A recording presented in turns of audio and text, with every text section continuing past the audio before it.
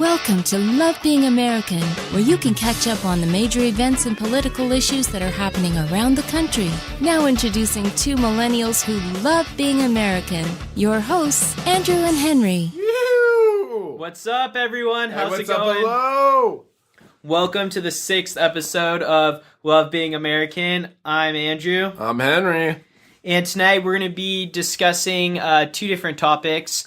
We just had the GOP debate on Wednesday, so we're going to be talking about that in the lots of fear-mongering going on.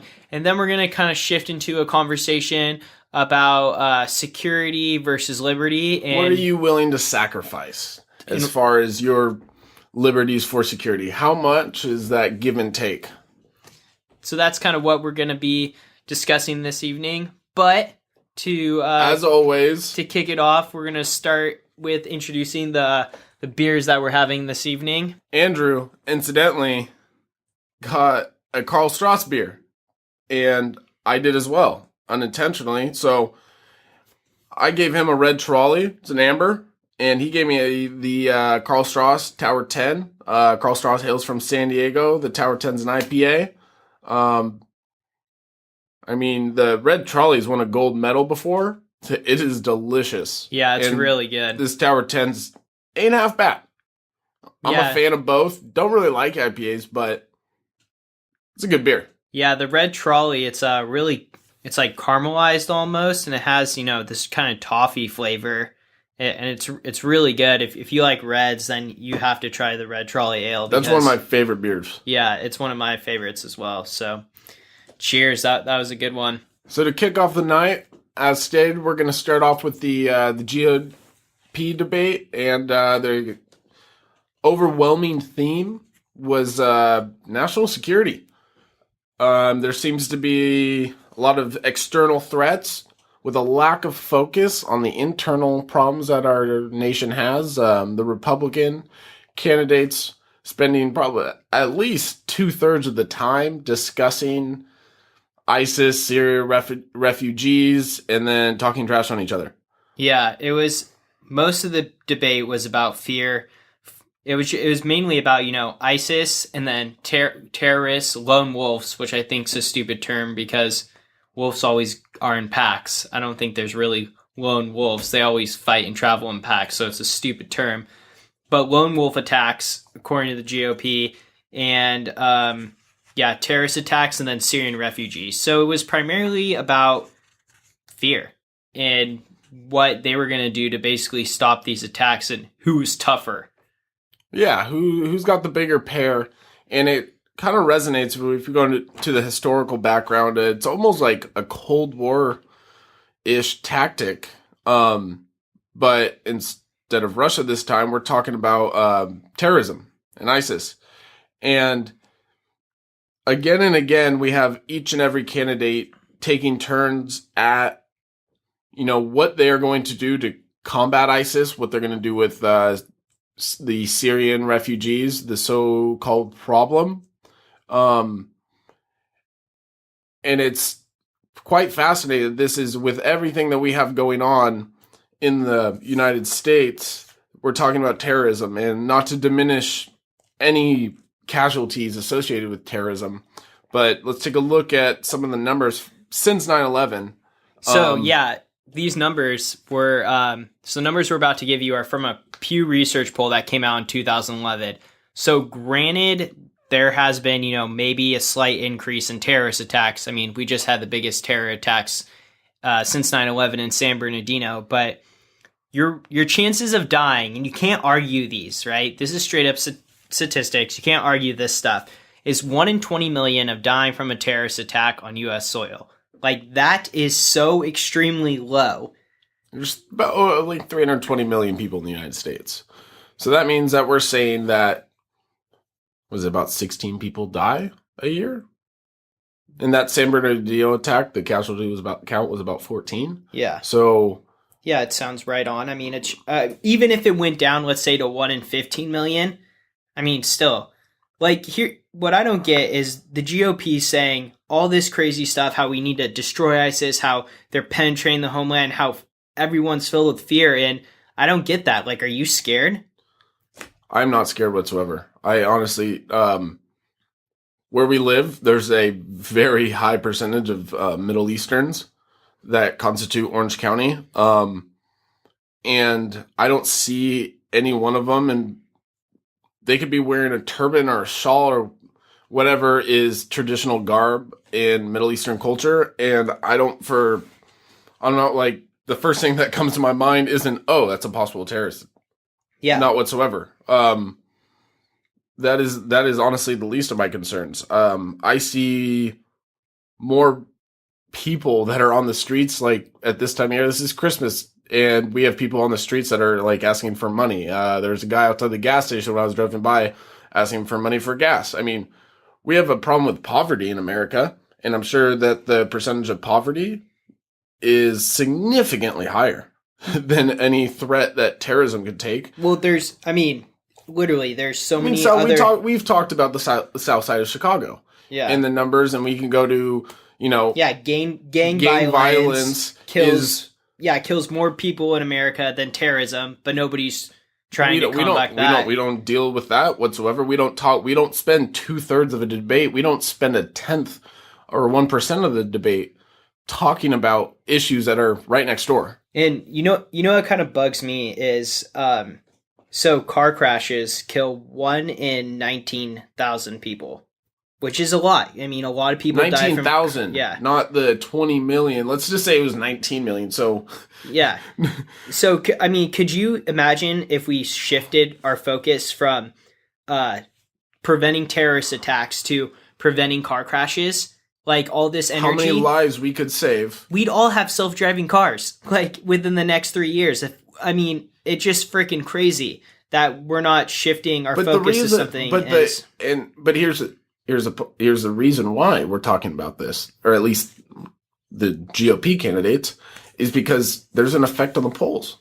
Yeah. That's honestly, that's why they're talking about it, is because they're going for votes. And people It worked. It's working. Yeah, I mean, the Republicans took back the Senate, and they maintained control of Congress, and they basically ran on being tough and instilling fear during the last race. They are the solution to the problem of fear that apparently that is perpetuated by the media.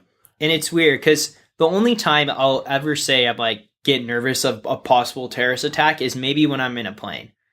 And that comes, I mean, we were 9 years old when 9/11 happened. Yeah. So I remember going to school. I remember watching it. I remember going to school that day. And honestly, ever since then, that is something where if I see it, that my ears perk up. I'm not like thinking that I'm going to get off the plane, but I will admit I become aware.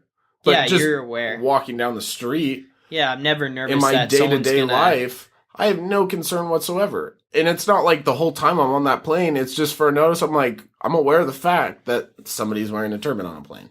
Yeah, definitely. I mean, yeah, if there's I know this sound, but whatever, profiling works, I don't care. Yeah, police profile, I'm sorry. Whether it's right or wrong or not, I'm sorry, but I'm a victim, or I wouldn't say I'm a victim, because I don't want to take a victim mentality, but I admit that I'm guilty of that. Yeah, I think most Americans, when they get on a plane, if they saw a few guys with turbans getting on, they're going to be a little suspicious. They're going to pay attention. Yeah, they're going to pay attention. But I mean, it just, the chances of dying in a terrorist attack are so small, just to even make this a little more, to show you how stupid it is. 1 in 800,000 people die in a bathtub by drowning. Yeah. Just by drowning. I'm sure if you counted hair dryers that fall in electrocution, I'm sure it's maybe higher, but 1 in 800,000, that's not even 10% of that's more than 10% of how many die in a terrorist attack every year. Yeah. You're 4 times more likely to die being struck by lightning. And I think what's interesting about this, and, because I think, there are some Americans who feel like scared. I don't think there's not. Oh, we have people that are friends that are, I would say, that are scared. Yeah, or a little paranoid. But what's interesting is the perception of death. So people are supposed to drown or die in a car crash, right? That's all kind of like a normal part of life, even though it shouldn't be. It shouldn't be. Like, dying in a car crash shouldn't be a normal part of life, but people kind of accept that as like, oh, it happens, when I personally don't think that has to happen. Technology is at the point where we can prevent that. But terror is like, oh my God, people aren't supposed to die sitting at a coffee shop, or No, I mean, yeah. we talked about this in the last episode, or seeing a movie. But why? Or But why? at a work party. So they should die, but they should die in a bathtub. Or they should die driving to their work party. That's normal. Yeah. That's okay. This stuff happens, and that's the problem. Is it's so normal. I think that's the issue. This stuff, I guess, happens with such regularity that we've become Acceptable. desensitized to these type of deaths. Mm-hmm. And I think, I don't know, to me, watching the Republican debate, what was this? It's so boring. Yeah, it was so boring. It was so repetitive. It's literally like who has the, I don't know, even the best plan, but who sounds the best? Yeah, who sounds the most badass? Or like, it's like it's like 6 guys and a girl walking up to a bench press, like, I'll show you how much I can bench. This is how I lived. Like, honestly, they should do that. They should do that. Should be the next presidential or the GOP debate. They should just say who can lift the most weight, because that's the toughest guy in the room. I think that'd be Chris Christie, to be honest. So, I mean, he's got everyone. Donald Trump would just pounds. pay somebody to go lift for him. He's been like, I can't do this myself, but I'll pay enough money. I found the best lifter in the world. Yeah. He's going to do it for me. That's my solution. I'm my going to find best friend. the best wall. I'm going to build it. And I'm going to find the biggest, baddest guy. And I'm going to have him lift weights for me. I mean, to me, like, this GOP debate was so disappointing, because I would have rather had them talk about, sure, ISIS is a problem. Yes, we all know that. There's tons of other things I would rather hear them talk about. I mean, let's look at what the Democratic debate talked about. Yeah, so the last Democratic debate talked about, let's see, they talked about campaign finance reform, economic inequality, and these are all things that the Republicans did not talk about. Yeah, there was some overlap. There's quite a bit of overlap with ISIS, Syria, the Middle East conflict, stuff like that. But it's shocking to me that the Democrats are focusing on, like, I mean, I don't know. The Democratic debate seemed to focus on domestic issues, where the Republican debate focused on foreign policy. So stuff that's thousands of miles away is what the Republicans focus on, and they're getting votes for it. Yeah, and I know that's kind of like the campaign format or whatever, and there's a Democratic debate tomorrow. If you're, listening to this in the future, it already happened. So it may focus more on foreign policy. I doubt it, but I mean, I really would have loved to hear the Republicans talk about things that are going to affect our lives way more. Like, on my mind, what I want to hear about is tax reform. I want more money back in my pocket. Like, the tax code is stupid long. I don't know. Benefits the people who've made millions. Already make enough money. Yeah. So, I mean, I'd love to see more talk about tax reform, poverty rates, police brutality, prescription drug industry, regulations on that. I mean, campaign financing reform. I'd love to hear that. I wish we would have looked up, the rates of death for prescription drug overdose. Oh, in yeah. drug overdose, it's I mean, but that's normal. Yeah. That has become normal. And it's sad that we have to focus on things that I wouldn't say don't matter, because terrorism does matter. But what if we decided to take care of the issues at home? I agree. What if we decided that to help each other, help our neighbors, and then, build inward out instead of trying to combat this I mean, honestly, we're the biggest, baddest military in the world. Yeah, I mean, there's no doubt we could go in there and beat the crap out of ISIS. I don't think anyone doubts that we could do that. It's just what's going to happen. We saw ISIS came in because we never understood, and we still don't, the tribal workings of Iraq and Afghanistan. It's like, if you guys watch Game of Thrones, it's way more complicated than that. One tribe might hate the other tribe, but then they hate this other tribe way more. So it's like, there's so many. The dynamics is just ridiculously complicated. And you have to think, you're a soldier going over there. they're going on tours and they're only over there for like 12 months or longer, but then they come home and then a new group goes. So like no one has enough time there to really understand all these tribes and the thousands of years this like, integrated society is built and how like the culture is. So, I mean, that's why we messed up. That's why we have ISIS, because we failed to understand how everyone interacts with each other. And if we go kill ISIS and wipe them out, because you think about ISIS as a whole, they probably don't all agree with everything with each other. I mean, in the Middle East, I don't think it's hard to find anybody that agrees with anybody. Yeah. Even the friends, the Iran and Syria probably don't agree on everything. So I was listening to an interview with the Kurds who are they're in Iraq right now, and they're going to try to stage an offensive to take back Mosul.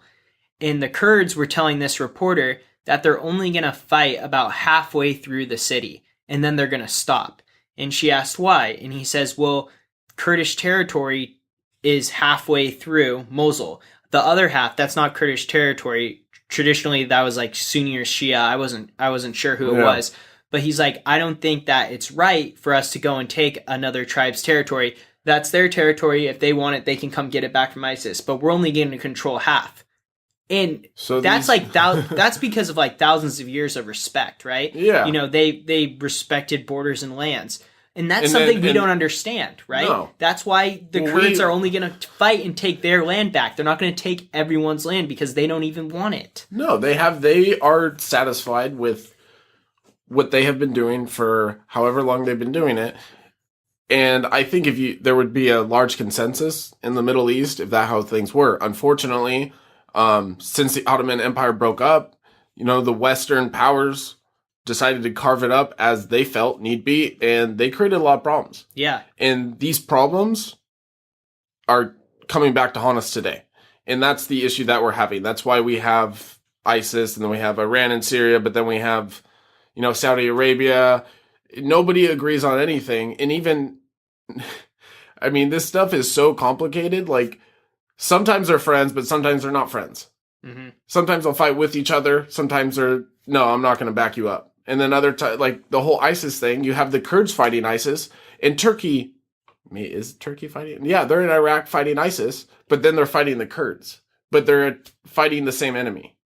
So for us to simply state that we're going to go and kick ISIS ass, that's not going to solve a problem. That's just going to create another power vacuum. I mean, I don't agree with President Obama on much, but I have to say that I understand in a sense. I mean, yes, we could be more proactive. Yes, we could lead more by trying to assemble the nations and go in there and kill it and trying to get them to go kill ISIS. But in a sense, like, he's taking a back seat because it's so complicated.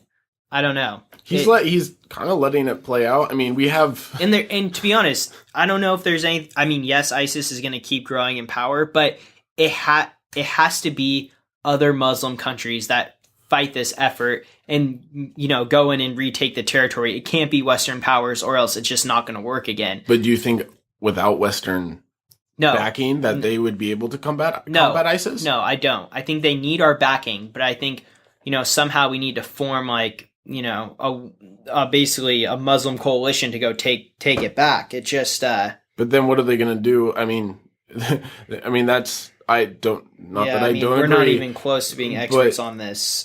So, and we're not going to try to be, but we're going to try to, find some type of solution to it. But ISIS is a problem in the Middle East. And while we did have a recent terrorist attack from ISIS, I mean, hundreds of people are dying every day in the Middle East. The Muslims have to really deal with it. While these things do happen, there are deaths and associated with ISIS in the United States. This is not a major problem.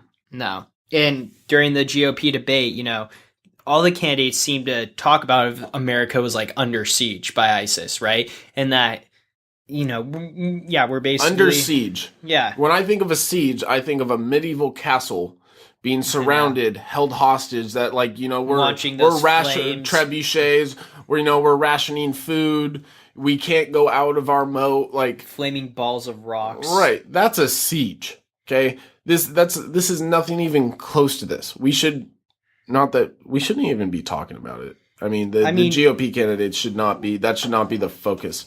The Democrats we'll see what they talk about in their next debate, but as far as the last two debates from both sides, I would say the Democrats are kind of, at least as far as reasonable topics, they're kind of winning this. Yeah. I mean, I think it's something that needs to be talked about, but I don't think it needs to be talked about for 2/3 of the debate. That 3 hours. So 2 of those hours, just nonstop fear-mongering propaganda. Yeah, it was a lot, and it got so boring, and they all talked in circles, and the average American totally does not understand anything. If you were to ask the average American who the Kurds were fighting, who the Kurds were, most people couldn't give you an answer. I mean, it was just, I don't know, it was a waste of time. They were trying to see who was tough, and most people didn't get it, so... to me, it's kind of like a waste of time. And I think the greater problem is with all this fear, with all this terrorism, we're going to try, if we're in theory under siege, we're going to try to create different ways to improve the security of the nation. And with that security of the nation, it will infringe on our liberties. Yeah. So to hedge way into our second topic tonight, what came up during the debate a lot was, ranking basically what do you care about more? Some candidates are talking about, security above liberty or liberty above security. And, Donald Trump said he wanted to penetrate the internet, whatever that means. I mean, that could be a really disturbing image right there. But, so what does that even mean? I don't want Donald Trump to penetrate the internet. In recent years, and especially with like Edward Snowden and all the information that be released, the internet is a very powerful tool, and I think it's the most powerful tool in the world. It's revolutionary. It really is. After Al Gore invented the internet, it's just we've never been the same. But with all that information that's coming out, the people have become, in a way, more informed. But there's a ton of disinformation. And with this disinformation, we have these fear-mongering tactics. And in the words of Donald Trump, these fear-mongers are penetrating the internet. And I think they're stimulating this media frenzy that is scaring people. And if you're able to scare all these people, they're willing to give up their liberty if they feel safe. I mean, with Donald Trump, I guess in our own biases, when we get on an airplane, if Donald Trump has his way, there's probably going to be no Muslim flying on a plane. Seriously, but here's the thing. So in certain incidences, I would like more than gladly give up a lot of my liberty for security. An example, going on a plane. I'm going to be in a small tube flying through the air at 500 miles an hour. Like, if you want to search me to make sure everyone on the plane's safe, that's fine, right? I will gladly take off my shoes. I don't mind doing all that because it means I'm going to search me. Go for it. Yeah, it means I'm going to be safer on the plane. But in my day-to-day life, I don't need the government interfering and monitoring everything I do, or just like painting this fearful picture and saying they're keeping me safe by doing this. Because in all reality, they're freaking not. Like, there's no way. The only way I think the San Bernardino attacks could have been stopped was if the neighbors who said they saw suspicious activity would have reported something. So I think only we, the people, can help prevent these types of attacks. I don't think a government agency can do it for us, because I strongly believe that the government sucks at doing almost everything. If you don't believe me, go look at a DMV. I mean, I think a DMV is a perfect example of how well the government can run stuff. So I think it can only come from the people. The DMV. You look at the private industries, FedEx and UPS. They kick the post office butt. Yeah, it's not even like anything. The government does not do a very good job because they don't specialize in anything. They think that the needs of 350 million people or 320 million people are all the same. So I want to do something. I want to say something real quick. So in 3.5 years during World War II, the American people built 22 aircraft carriers, 8 battleships, 48 cruisers, 349 destroyers, 429 escorts, 203 submarines, 34 million tons of merchant ships, 100,000 fighter aircrafts, 98,000 bombs, 58,000 training aircraft, 93,000 tanks, 105,000 mortars, 3 million machine guns, and 2.5 million military trucks. In that same amount of time, the federal government built the Obamacare website that didn't even work. That's what the American people can get done in 3.5 years versus what the government can get done in 3.5 years. And they barely got a website up and running that should have been easy as hell if any private sector company would have done that. That's what the American people can do, and that's what the federal government can do. You're the American people. That's what the power that we have, and we need to start using it because the government's not going to protect you. So, I mean, think of all the movies you've seen where it's like the opening scene is like the government's like outside of these walls. There's death, destruction, radioactive chaos. Stay within inside of these walls and we'll keep you safe. I mean, isn't that the plot for like so many things? And that goes back to the whole thing. Like the government's acting as though they're keeping you safe. Big Brother's got your back. Yeah, but really they're just coddling you and restricting your freedoms in return, not giving you safety. It's all made up. The threat isn't as real as it seems because beyond those walls, like why aren't they protecting us from bathtub drownings? Yeah. Why? I mean, if the government's doing their job, they would prevent that. They would prevent car crashes. Yeah. You know, they would impose laws to making automakers do self-driving cars or have robots drive your cars. I mean, what was it? We've talked about this before. There's only been like one car crash ever from a robot driving a car. And if the government was supposedly doing their job to protect us from these, 1 in 19,000 people dying in a car crash every year, they would impose laws like that. Yeah, well, here's devil's advocate for that. It'd be like, well, they can control terrorists killing us more, but like to mandate everyone get a self-driving autonomous car and get those on the road, that's something they can't do. So that's why they're not focused on it because it's an impossible task. Right.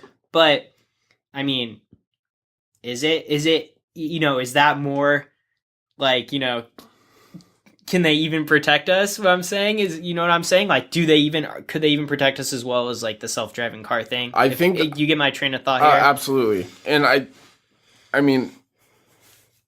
think we've forgotten that the power that we have as people. And if we did more to help ourselves, to help your neighbor, friends, family, I think a lot of these issues would never even occur. Yeah. And we wouldn't have the fear that the government tries to instill in us. Yeah. And everyone, I'd be like really, just be aware, like don't think you need to give up your security to be, giving up your security is going to make you, giving up your liberty to be more secure is a good thing, because it's not. And are we more secure today than we've ever been? I don't believe so. Yeah, I don't believe so either. And the government's gotten bigger. And the Patriot Act's been passed. These things are not providing the security that they're preaching. And what I did like about the GOP debate was Rand Paul was the only one.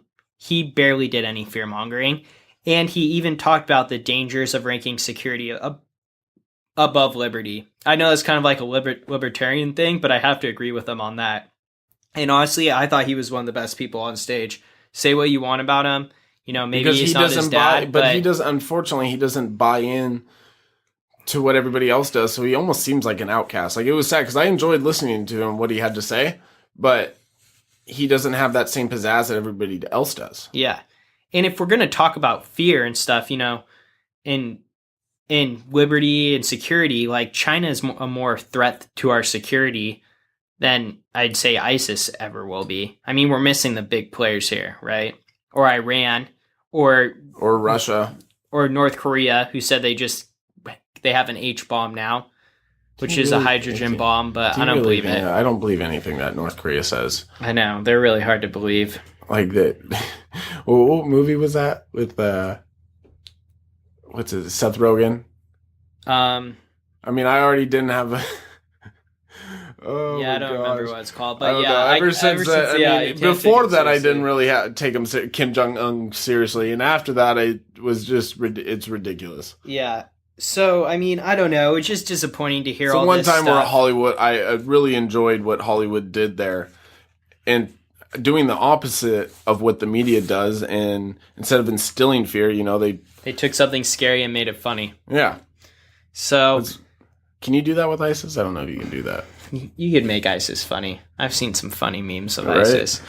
But I don't know. I just think that, it's a very fine line with, the liberty security thing. And I think we all need to be aware of how much, liberty we're actually willing to give up, over in exchange for more security. I mean, or to feel safer or have the perception that we're safer when actually, who knows?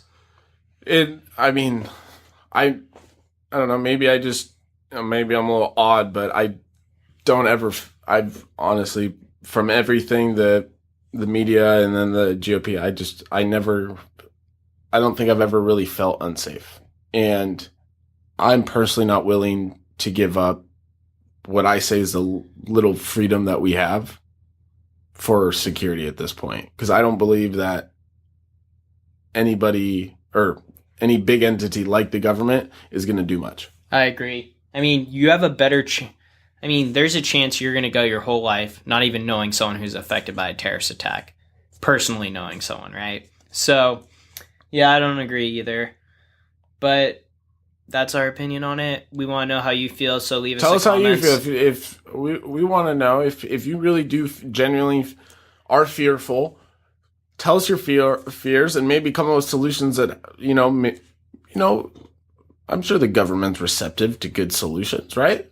Probably not. But anyways, give us your solutions and any doubts that you have or disagreements or agreements. I like when you agree with me, but I actually like when you disagree. For the final topic of the night, we changed the pinhead of the week. We said we were going to change it last week, so we changed it. We came up with the Smuck of the week. And the Smuck of the week is Marco Rubio. All right. Yeah, this is my favorite. I've been waiting for it. Okay, so Marco Rubio. He seems like a really cool, nice young guy, and in some sense he probably is, And I thought, I was starting to like him as a presidential candidate, and a lot of people are going to disagree with us on this, but I don't really care. So Sunday, December 13th, depending on when you're listening, this is December 13th, 2015, Marco Rubio went on to Meet the Press and told about his plan to overturn the Supreme Court's landmark ruling on gay marriage. And what he said was, ultimately, I will appoint Supreme Court justices that will interpret the Constitution as it was originally constructed. So, and this is significant because as many as 3 Supreme Court justice positions may open up over the next several years, given that Anthony Kennedy, Antonio Scalia, and Ruth Bader Ginsburg will all be over the age of 80. So, after the next inauguration, which is actually a huge deal, which means the next president's going to have a lot of power with appointing Supreme Court justices. Like, that's a really big deal. But I mean, I think it's so lame of Marco Rubio. Like, you're really going to go back and take away marriage, like gay marriage. Like, it's such a stupid issue. This is 2015. I mean, you're supposed to be a Republican of small government, of liberties for all. Right. And, like, infringing on liberties. Yeah. And whether you agree with gay marriage or not, I mean, honestly, like, if 2 dudes want to get married, if 2 women want to get married and they want to live their life and be as unhappy as most married people and get divorced too, go for it. Yeah. Like, what's it? Okay, all right, Andrew, we're going to move in together. Okay. And like, what's the difference between that and having, 2 gay guys live together other than that they fornicate? Like, I mean, if you want to do that, do that. I mean, he's clearly just pandering to get the evangelical Christian vote. And to me, that really pisses me off. Like, you're ignoring Republicans who believe in small government and rights for, You're a gay hypocrite. people.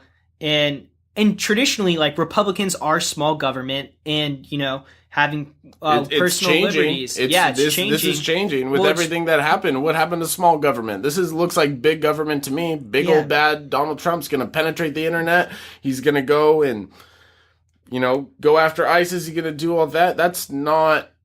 The Republicans now, the established Republicans, are big government Republicans, right? Yeah. And they don't want to tell you how to run your business, but they want to tell you how to run your personal lives. I know the Democrats, just opposite. They will let you do whatever you want with your personal freedoms, but they want to tell your business how to be run.